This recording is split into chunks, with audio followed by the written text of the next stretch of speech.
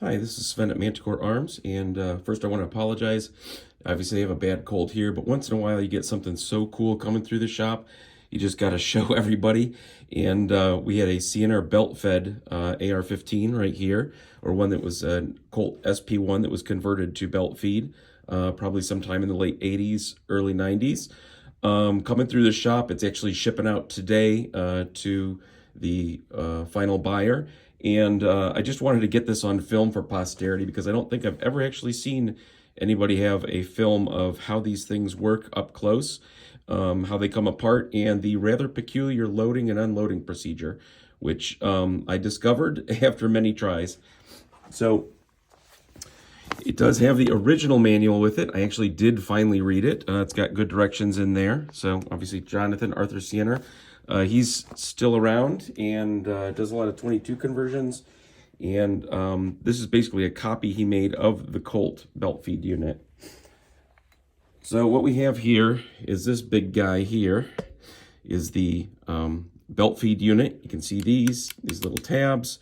There's this little guy here. And what happens is there's a cam path cut into the side of the bolt carrier. And when you pull it back, it causes this piece to move up and down, which causes the belt feed unit to move parts internally, which pulls around in. You can see this one. I apologize, I can't get it all in shot. Somebody did some work on, they cut the front sight base off. It was an A2 upper. They had somebody put a piece of rail on, which was a cool thing to do before Picatinny A3 uppers existed back in the late 80s, early 90s. But let's open it up real quick, kind of show how it all works. So we pull the rear pin here. And one thing you'll notice is this is getting hung up here. So you actually have to, press that pin in, and then the whole thing opens up so you can get the guts of the gun out. So the bolt carrier here, you can see there's a cam track. We'll put this to the side. Right here, and that's what causes the upward downward motion of that side on the piece, that piece on the side of the upper receiver.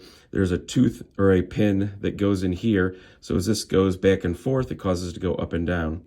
You also notice this is a band era Colt bolt carrier. They cut this part off so that a full auto lower wouldn't run it. Originally when we got this, I'd actually considered welding a piece of a bolt carrier on here, or just getting another bolt carrier and cutting a slot in here to match it so we could, in the house use it as a full auto. It was just something I was curious to get. We've had it for a while because I wanted to see how it worked up close, and decided it was better than, instead of doing all that, just to send it on to a new home for somebody who'd enjoy it. I know the customer was actually saying he might see if he can put a binary trigger in it. So we've got the upper here. I don't know if you'll be able to see it, probably not, but there's an actual pin in there that sticks through here. You can see the head of it there, and that goes inside, and that's what engages with the bolt carrier.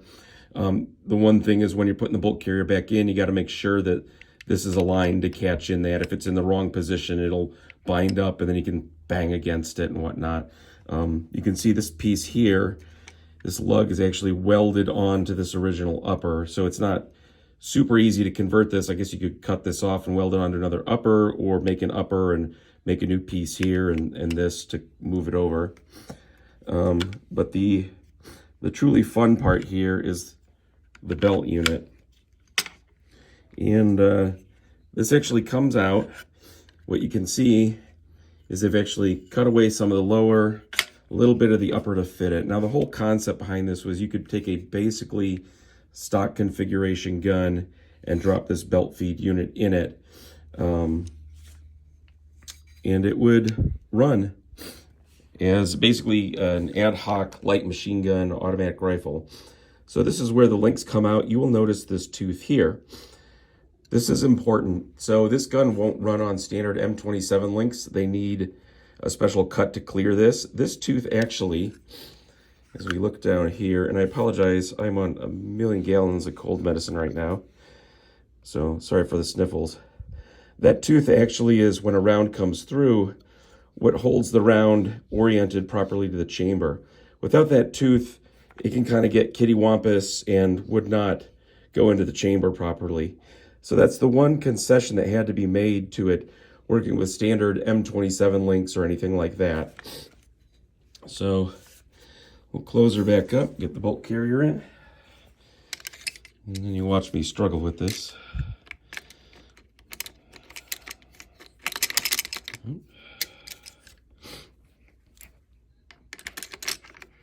Here we go. Push that all the way up, and then it goes together. Now, when you close this up, in theory, this piece, that wedge shape, is supposed to catch this and press it in. I usually use my thumb because these are rare and expensive, and we don't want to damage anything. So it's back together. Now for loading a belt, let's take a look at that real quick. We've got some dummy rounds, some links. You can see there's the notch in the M27 link. I've actually got an M27 link there, and this is one of the modified links. So you can see that notch right there goes through both sides. So you could take a Dremel and make tons of these if you want, or, you know, make a jig on a mill and mill them. It's not impossible, and otherwise they are the same link. Not sure what to make of that, but, you know, maybe it's just a coincidence, or maybe the Colt link originally existed here, and that's what the M27 link is based off of. I'm going to guess that's what it is. And they just didn't put the notch in. It's actually a shame that the links weren't made this way, because then it'd be really easy to get links for this gun.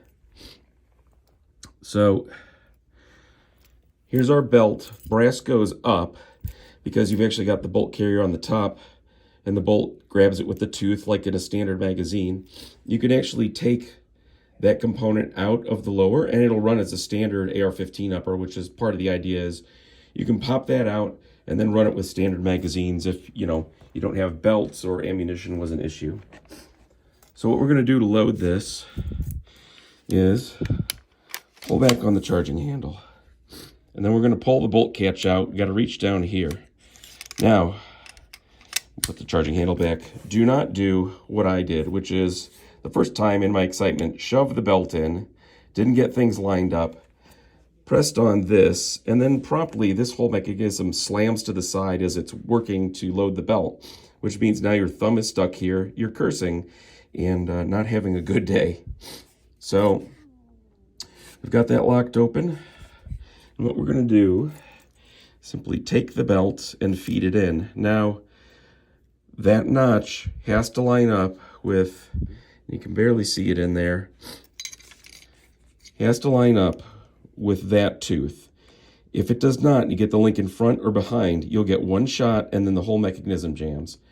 If you get it lined up right, everything runs beautifully and there's no issues. Now, I was not aware of that when I originally did it. It's not in the original instructions. It's not mentioned, and I had a lot of problems with this. Once I figured that out, it ran 100%.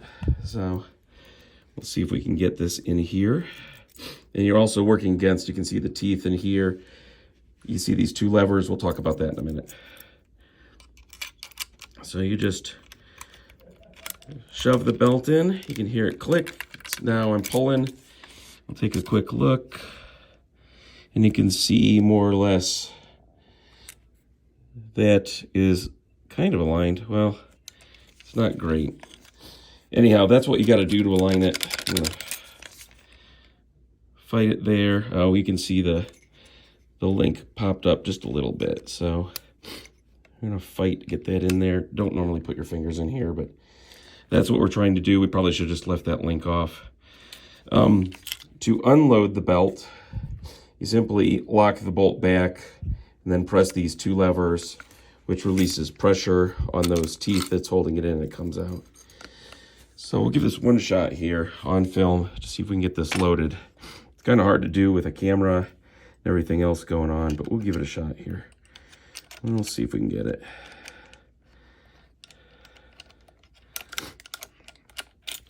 Okay. Yeah, it looks like we might be good. So do not press the bolt release. To load this, we're going to pull back on the charging handle and let it fly forward. So I think we're good. Obviously dummies, so we're on fire. Pull the trigger. And there you go, the link came out. And we can just cycle this. Dummy's coming out. There we go. I think the last link may have decided to get a little ornery in there. Yep, it's just it didn't eject the dummies. You really need the full power of the system to actually run this, not dummies, but you know, we'll get there.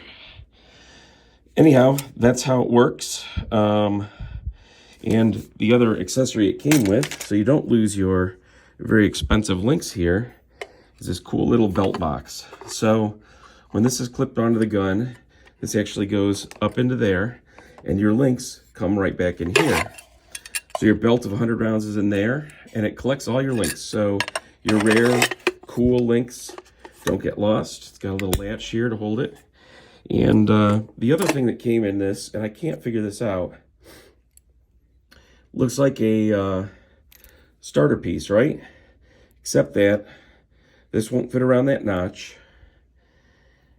And this would be the proper orientation. So it's like a follower piece. I don't understand the point of this. All I can think is, I guess you could put it on the end of the belt so you could pull things out if you wanted, but I just kept it with the gun as it's one of his original accessories. There's probably some deep, meaningful purpose to it, but I have not been able to figure it out. So anyhow, that's the Ciener belt-fed unit for the AR-15. I do not have any footage of it shooting, I don't think, and we won't get any. But hopefully the buyer, who is somebody in the industry, will get some footage of it and be able to share some more on how this thing runs in the field. Thanks.